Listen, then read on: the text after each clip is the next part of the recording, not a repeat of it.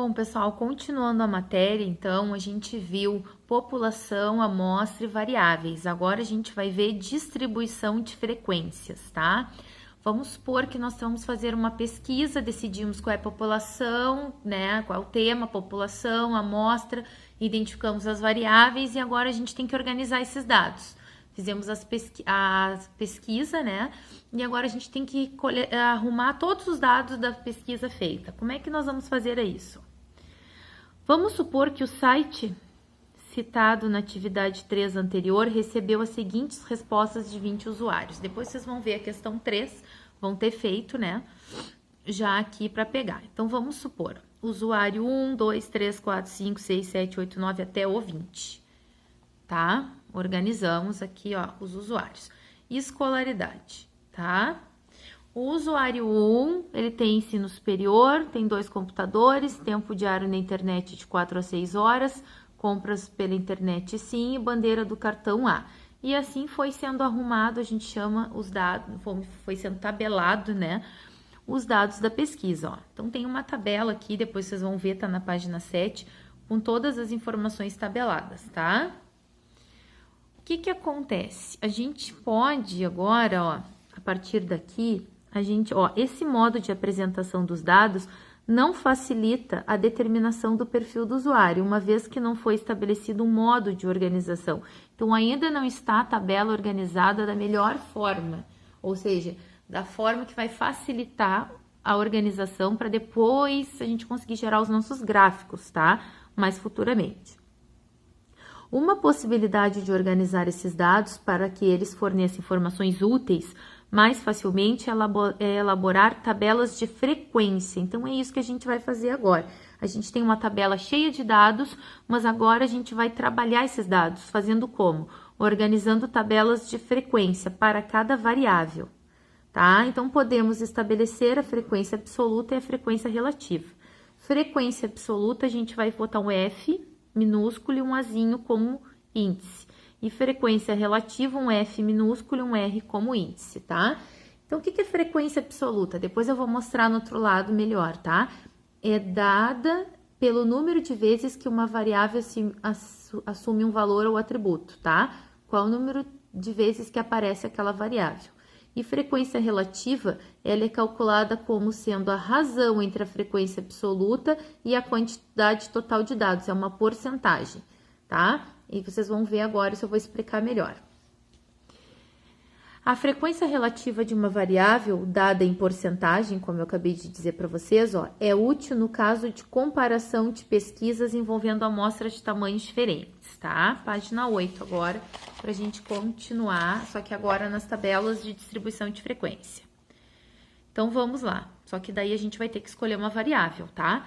Então, veja essa tabela elaborada para as frequências relativas ao grau de escolaridade. Então, a gente usou aqui escolaridade como parâmetro, ou seja, como variável. Quais são os graus de escolaridades feitos na pesquisa? Nenhum, fundamental, médio, superior ou pós-graduação. São estes 5 graus de escolaridade. Frequência absoluta. Quantas pessoas entrevistadas disseram que não tem nenhum grau? 2. Quantas disseram que só tem fundamental? 4. Quantas disseram que só tem médio? 5. Superior, 6. Pós-graduação, 3. Da onde que eu tirei isso? Daquela tabela? Da página anterior, ó. Eu fui aqui e contei. Por exemplo, escolaridade. Ó, vamos lá. Vamos pegar a superior, por exemplo. Tem 1, 2, 3, 4...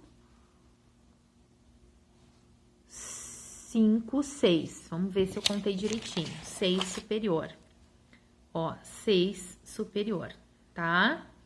E assim foi organizado. Um total, qual é a frequência absoluta? Olha a abreviação aqui, 20, tá? Então, a frequência absoluta é sempre a quantidade de que aparece a variável aqui, tá?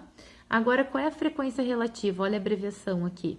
Vai ser sempre a frequência absoluta dividido pelo total, sempre. Sempre, sempre. Todas as tabelas, a relativa vai ser assim. Então, vou fazer 2 divididos por 20, 4 divididos por 20, 5 divididos por 20, 6 divididos por 20, 3 divididos por 20, que vai dar um número decimal. Como eu quero passar para porcentagem, eu multiplico por 100. 0,1 vezes 100 10. 0,2 vezes 100, 20. E assim sucessivamente. O total tem que dar 100%, tá?